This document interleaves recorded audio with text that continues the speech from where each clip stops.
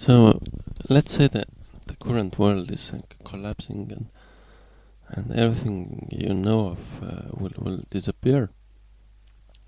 So what would you do? What would you take to the next world? Uh, is it something that blocks you from entering the next world? If so, then what is it? Many people believe that wherever you go, you need to take everything you have experienced so far with you. In a way, it's true. You cannot escape any experience. However, what you can do, mm, you you can approach your difficult or painful memories in a way that is helping them to integrate with the rest of your emotional body. So at this time, it's mostly about the reintegration of emotional body. We can't go to astral levels yet, simply because tragedy, trauma, war zones in the emotional body, emotional levels. I would refer to astral simply as a deeper version of emotional, more soulful. So this keeps us separate or distracted or distant in distance from our core true soul selves. This kind of emotional traumas that we have here. And as the planet is also figuring its way out of this thing as a collective, so we also share emotions collectively. So let's say there's like a huge war on one side of the planet, and the other side of the planet will also feel this. Or on a better way, there's a huge group of people meditating in London Square, and other people all over the world can also feel this. So everything we do it as a collective, and I just realized that the planet finally has figured out how to heal its emotional body together.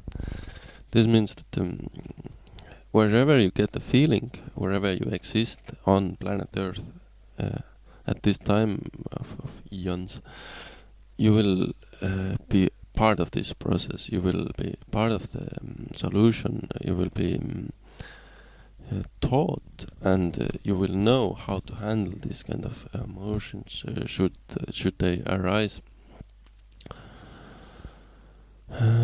Also, the relationship between countries, the relations between people, it mostly has to do with the yearning of soulful connection, yearning of heartful connection, true friendship that we lack. And this causes us to find the contact in any way. So if you look at any kind of violence, you see that there's a desire to get into contact with another person.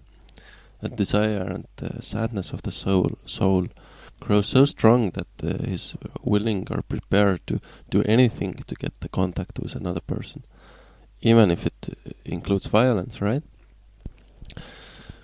So how to make sure that the planetary smoothness shifts peacefully? How to make sure that the emotional bodies of people shift in peace? We need to start to figure out how to handle different emotions of ours, how to really perceive them. No kind of sense or no kind of feeling or no kind of desire or wish or yearning is wrong. It's simply part of you. And so how to manage it while not getting off-centered, how to be in center. So if you have a strong background in like Buddhism or something, you can use this meditation and stay centered and calm and realize that there are just things that just go around you, and you have this strong, calm, stabilized center. But what if you haven't practiced years of meditation? How do you handle the emotions then? Well, I would recommend this, and this is the 4th level teaching, and this is the main teaching that I got for these times, is to follow your heart. Even if you have no preparation whatsoever, if you listen to your heart, if you go according to your heart flow, you will be alright. Because that's where the wisdom is. That's where your true intelligence is. The guidance, everything. Just like it means like a little bit more like playfulness and the heartfulness flow. So you're gonna be alright if you follow your heart. And even if you're in a criminal vibe, like you're currently committing a murder or something, if you listen to your heart, it will lead you to the right place to evolve emotionally, because you're following your desire, you're following your emotion. So everybody's going to be alright through this phase of transition.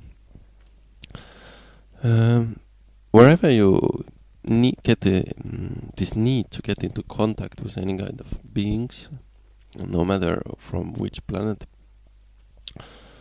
you will start to realize that you will enjoy the contact most if you feel some kind of synchronicity with the other person. And this means you will be attached, or you will be not attached, but you will be drawn together with the soul groups that resonate with you the most. Or if you're a strong soul, you will be drawn to the most damaged places, or the places that need most healing, places of most crisis, such as strong spiritual teachers. They sometimes go into the toughest places, simply to make sure that these kind of places will make the transition through. For me, what helps the most, if I go into my galactic vibration, if I replace this current emotional body of other persons, for example, anger, hatred, and I go to my galactic emotional body, I start to get my original feelings from the galaxy where I come from. And this is a really like solid safe space. I start to all of my thought patterns flow according to the original galactic thought flows, emotional flows. So I'm kind of safe and protected from any kind of hatred whatsoever. So what you can do is you remind your home's star system, your origins, your true soulful planetary origins, and you will be okay emotionally. And I would rather recommend to feel safe to express any kind of emotion, any kind, really.